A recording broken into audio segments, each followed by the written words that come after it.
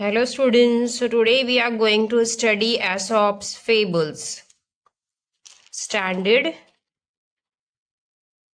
4th Part 1, Bal Bharati textbook, English medium, lesson number 2, Aesop's Fables.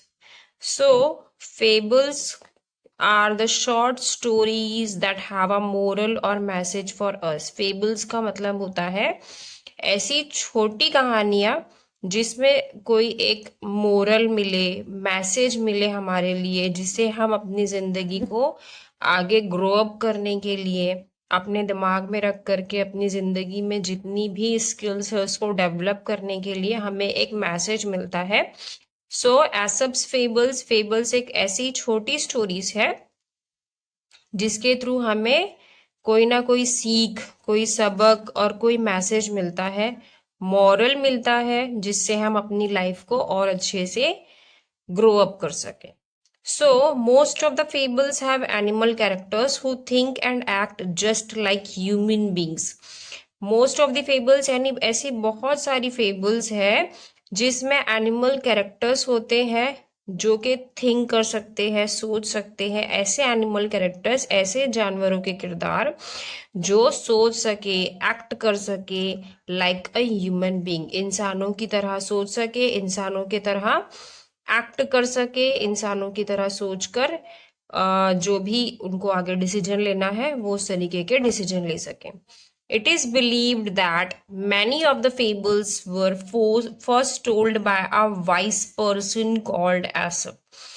ऐसा माना जाता है कि बहुत सारी जो फेबल्स है वो पहले एक बहुत ही समझदार वाइस पर्सन जिनका नाम था एसोप, उन्होंने कही है। एसप lived 100 of years ago in a country called Greece. एसप कहाँ के रहने वाले थे? वो 100 साल पहले एक कंट्री जिसका नाम ग्रीस है, वो ग्रीस के रहने वाले थे, वहां के बाशिंदे थे। He was a citizen of that country. His stories became so popular that people passed them on from generation to generation. इनकी स्टोरी इतनी ज़्यादा मशहूर है, इतनी ज़्यादा पॉपुलर है कि लोग उन्हें एक जगह से दूसरे जनरेशन तक पहुंचा देते हैं। यानी कि हम अपने बच्चों को, बच्चों से वो फिर जो हमारे बच्चों के बच्चों तक इस तरीके से जनरेशन टू जनरेशन वो कहानियां पास होती चली गई बिकॉज ऑफ द पॉपुलैरिटी। और जो उनके मॉरल मैसेजेस होते थे वो इतने ज़्यादा अच्छे होते थे, इतने बेहतरीन होते थे कि वो हम अपनी आगे की जनरेशन्स को भी बताना चाहते थे। इसीलिए वो लोग वो कहानियों को जनरेशन टू जनरेशन पास करते थे। Many proverbs and saying that we use today are based on these fables. जो बहुत सारे proverbs और जो जो बहुत सारी ऐसी बातें हैं जो बहुत समझदारी से कही जा सकती है, और ऐसे ऐसे कहावतें हैं जो बेस होती थी इन फेबल्स पे। Here are two well known fables. यहाँ पर जो है आज हम डिस्कस करेंगे about this two well known fables के बारे में, बहुत ही नामचीन और बहुत ही ज़्यादा अच्छी कहानियों के बारे में। तो ये फर्स्ट फेबल्स जो है वो है द स्टैग एट द पुल। सो देखिए यहाँ पर पहले मैं थोड़ी सी रीडिंग करती हूँ, तो आप लोग स्टार्ट करिए समझना, and then we will continue to explain. See the stag at the pool. One day a beautiful stag, एक दिन एक बहुत ही सुंदर सी stag came to a pool of clear water, एक पुल में आई जिसका पानी बहुत ही साफ सुथरा था। As he bent down to drink, जब वो झुकने लगा ड्रिंक करने के लिए पानी, he saw his own reflection in the water, उसने अपनी खुद की परछाई देखी पानी में। He was delighted with what he saw, उसे बहुत ही ज्यादा अच्छा लगा कि उसने कितनी खूबसूरत स्टैग को देखा है। Instead of drinking water, he kept looking at his own reflection. वो पानी पीने की जगह क्या कर रहा था कि he kept looking at his own reflection. वो अपनी ही खुद की परछाई को देख रहा था. How handsome I look. मैं कितना खूबसूरत दिखता हूँ. He said to himself. मैं कितना खूबसूरत दिखता हूँ, ये अपने आप से वो कहने लगा. How beautiful are these curving antlers. जो उनके एंटलर्स होते हैं वो बहुत ही ज़्यादा कर्विंग थे और बहुत ही सुंदर दिखाई दे रहे थे. How they add to my beauty. कितने अच्छे दिखाई देते हैं और वो मेरी खूबसूरती में चार चांद लगा रहे हैं. How graceful they look. जो उसके एंटलर्स है, जो सींग है उसके, वो कितने अच्छे और ग्रेसफुल दिखाई देते हैं. और उनको देख करके वो क्या भूल गया, वो पानी पीना भूल गया और वो अपने रिफ्लेक्शन को देख करके एकदम दंग रह गया. Then he moved nearer and saw his legs reflected in the pool. जब वो नजदीक गया और अपने रिफ्लेक्शन को देख रहा था, अपनी परछाई को देख रहा था पुल में, तो उसकी नजर पड़ी उसके पैरों पर. He was quite disgusted. वो अब बहुत ही शांत हो गया. Look at my legs. उफ, दे आर सो अगली. देखो मेरे पैरों को. बाप रे, ये तो बहुत ही ज्यादा अगली दिखाई दे रहा है, बदसूरत दिखाई दे रहा है. All spindly with small feet. बहुत ही छोटे से पैर. How I wish that nature had given me legs worthy of my stately antlers. मैं इतनी उम्मीद रखता था, अगर कितना अच्छा होता कि कुदरत ने जिस तरीके से मुझे खूबसूरत एंटलर्स दिए उसी तरीके से मुझे बहुत ही अच्छे लेग्स भी दे देते. सो देखिए यहाँ पर वो जब पुल में अपना रिफ्लेक्शन देख रहा था और ये देखिए उसके एंटलर्स. How curving. कितने खूबसूरत दिखाई दे रहे हैं कि वो अपने एंटलर्स को देखकर ही खुद चौंक कर दंग रह गया और अपने आप को ही देखने लगा. लेकिन जैसे ही वो नजदीक गया उसकी नजर अपने पैरों पर पड़ी and he was quite disgusted. वो डिसअपॉइंट हो गया कि उसके जितने खूबसूरत एंटलर्स हैं, जितना ग्रेसफुल वो दिखाई दे रहे हैं, कि अगर कुदरत ने उसे उतने ही खूबसूरत पैर भी दिए होते तो कितना अच्छा होता. As he was brooding in this way, the stag heard an arrow going swish across the pool. At the same time, he picked up the scent of hunters. With a quick turn, he bounded away. His legs carried him swiftly into the forest. The hunters were hot on his trail, but they were no match for his speed. Soon the stag left the hunters far behind. देखिए, कहते हैं ना कि कुदरत ने हमें जो भी चीज दी है उसके पीछे कोई ना कोई उनका एक मकसद होता है और हर चीज बेहतरी के लिए की गई है. जितनी खूबसूरत उसके एंटलर्स थे, इसी तरीके के उसके जो पैर थे, उन्हें वो बहुत ही ज़्यादा सोच रहा था कि बदसूरत है, अच्छे नहीं है, अगली दिखाई दे रहे हैं. लेकिन जब उस समय जब वो पुल के पास में खड़ा था, the stag heard an arrow going swish across the pool. उसने सुना, स्टैग ने, कि एक एरो, एक तीर जो है वो छूटा पुल के पास से और वो उसके नजदीक से होकर के चला गया. At the same time, he picked up the scent of hunters. With a quick turn, he bounded away. His legs carried him swiftly into the forest. उसके पैर जो है उसे खुद ब खुद फॉरेस्ट के तरफ में भागते हुए ले गए. The hunters were hot on his trail. जो उसके शिकारी थे, हंटर्स का मतलब होता है शिकारी. जब वो शिकार करने लगे, वो लोग बहुत ही ज़्यादा फास्ट थे, लेकिन वो उसकी स्पीड, स्टैग की स्पीड को कैच नहीं कर पा रहे थे. Soon the Stag left hunters far behind. कुछ ही वक्त में, सून यानी बहुत ही जल्दी, हंटर्स को मात दे करके, शिकारियों को मात दे करके पीछे छोड़कर स्टैग बहुत ही आगे चला गया. Safe and out of hunters. Safe यानी एकदम ही सिक्योरिटी के साथ में, बचाव के साथ में वो अपनी अच्छी जगह पर जाकर पहुंचा, अपने सुरक्षित जगह पर जाकर पहुंचा, और फिर स्टैग जो है स्लो हो गया। Suddenly without realising it he walked into a thicket.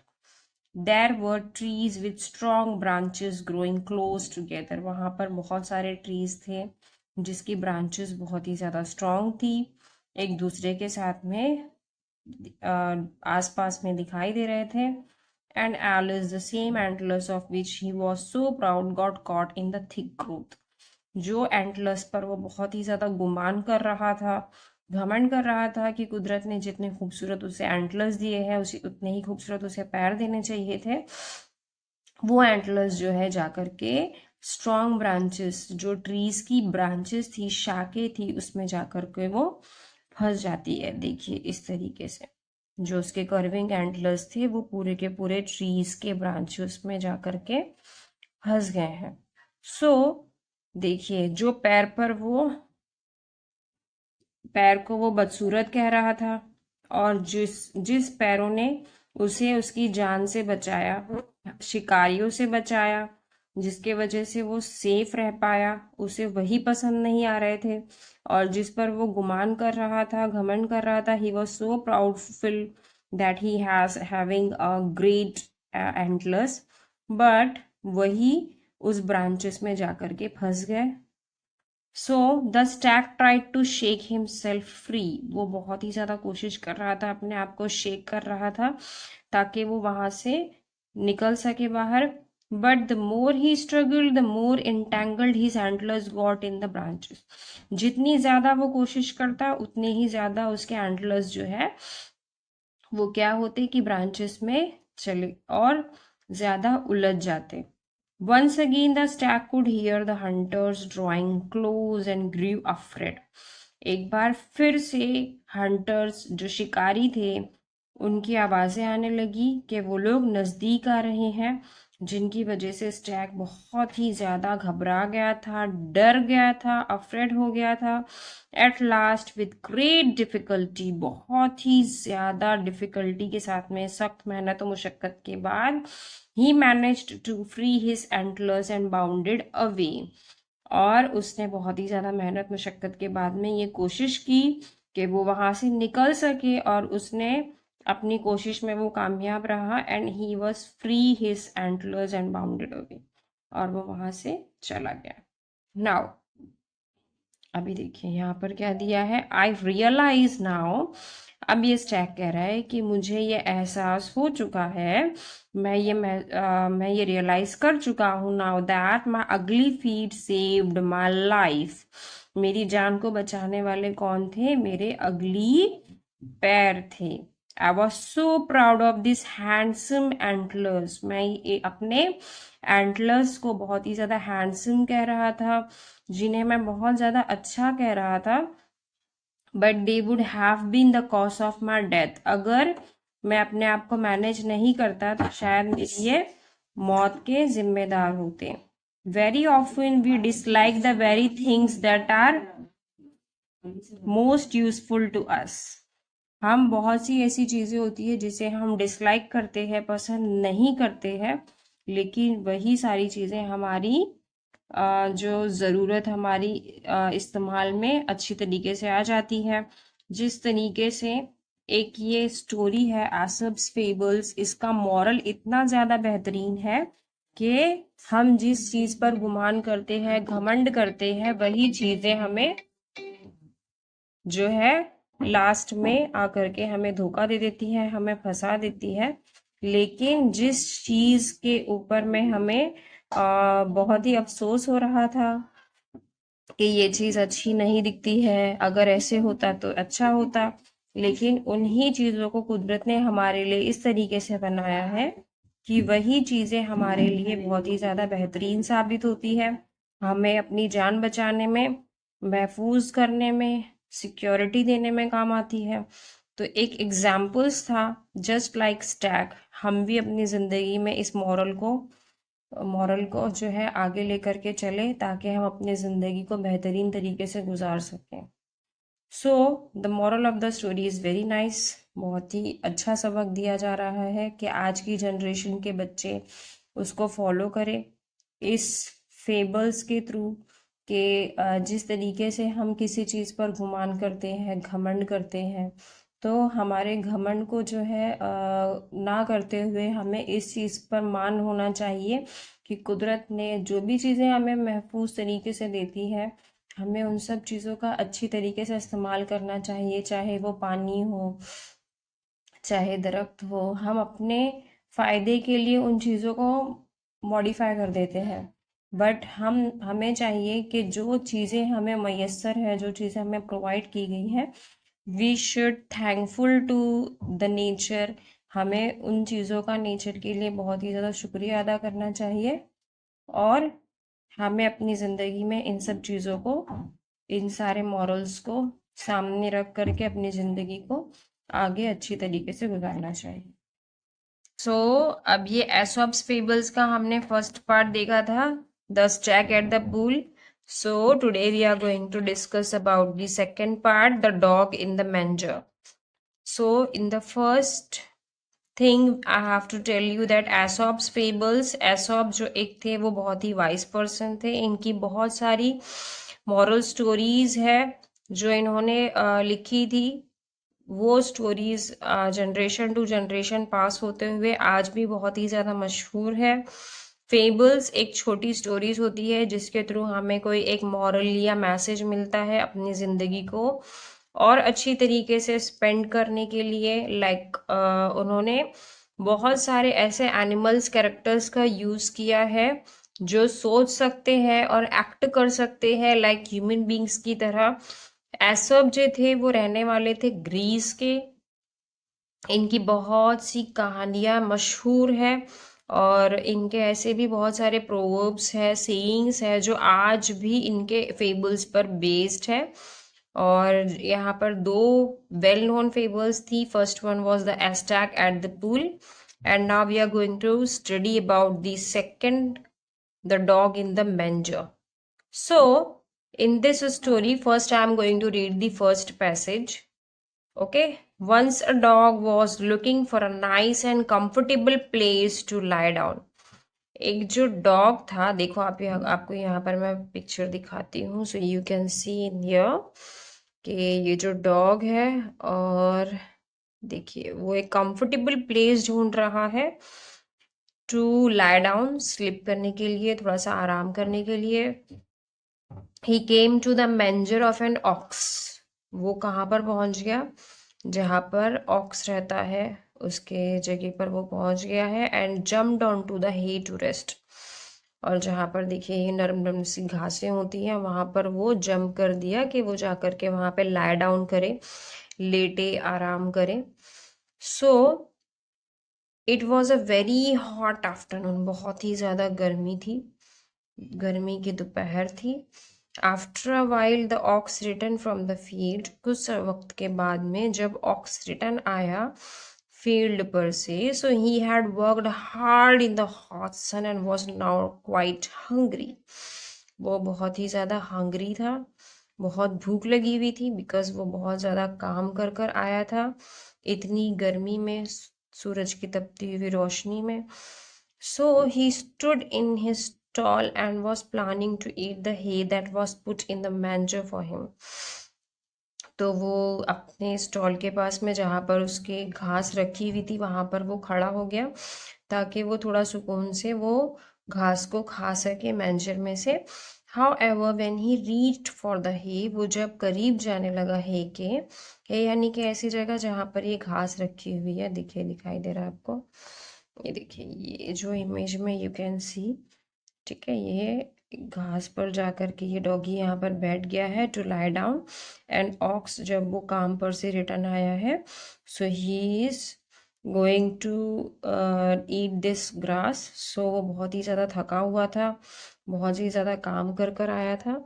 So he was like want to relieve his hungriness. वो अपनी भूख को मिटाने के लिए थोड़ा सा खा करके आराम करना चाहता था।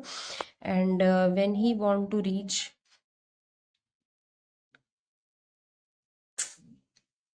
देखिए, he stood in his stall and was planning to eat the hay that was put in the manger for him. However, when he reached for the hay, the dog saw him. Dog ने उसे देख लिया कि ये जो है नजदीक आ रहा है. Standing in the manger, he began to bark loudly at the ox. वो जैसे ही देखा कि ऑक्स जो है वो हे के जो है वो मैंजर के पास में नज़दीक आ रहा है, सो वो बहुत ही ज़्यादा ज़ोर ज़ोर की बार्क यानी भौंकने लगा.